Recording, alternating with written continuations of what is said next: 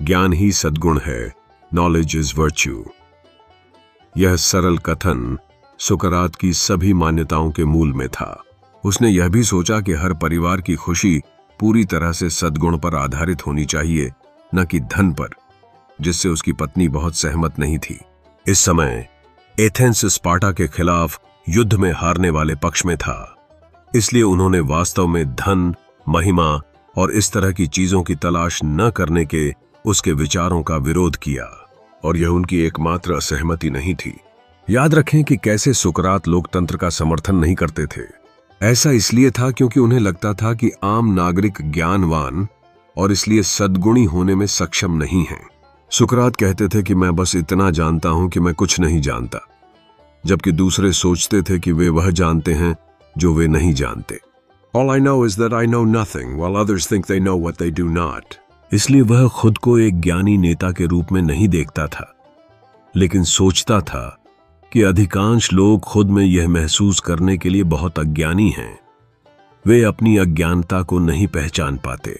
उसके बजाय उसने सोचा कि एथेंस को ऐसे सद्गुणी नेता खोजने चाहिए जो एक चरवाहे की तरह नागरिकों के झुंड का सही मार्गदर्शन करें। सद्गुणों के बारे में बात करना भले ही पुराना लगे, लेकिन यहां मुख्य सबक यह है कि कैसे सुकरात ने धन, संपत्ति, यश, वैभव जैसी बाहरी चीजों को खुद से खुश रहने से विचलित नहीं होने दिया। एक विचार जो कहीं ना कहीं आज भी लागू होता है कि धन से खुशियां नहीं खरीदी जा सकती। विनम्रता के साथ सीखने का तरीका, अप्रोच लर्निंग विद ह्यूमिलिटी। सुकरात के पास सीखने के लिए एक बहुत ही खास तरीका था, जिसे रचनात्मक रूप से सोक्रेटिक मेथड नाम दिया गया। वह अक्सर अभिजात वर्ग से लेकर आम लोगों तक, खासकर सभी युवाओं के साथ दार्शनिक चर्चाएं शुरू करते थे।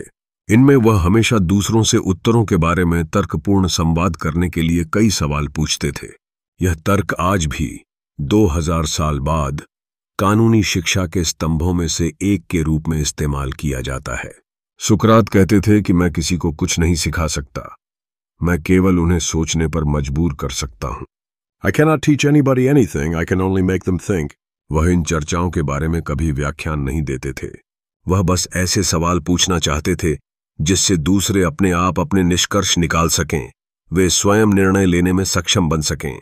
हालांकि उन्होंने कभी अपने सवालों का पूर्ण जवाब नहीं दिया, हमेशा दावा किया कि उनके पास ऐसा करने के लिए पर्याप्त ज्ञान नहीं है। ज्ञान की खोज में यह विनम्रता सुकरात की परिभाषित विशेषताओं में से एक थी। जब तक कि आप एथेनियन डेमोक्रेट न हों, जिस स्थिति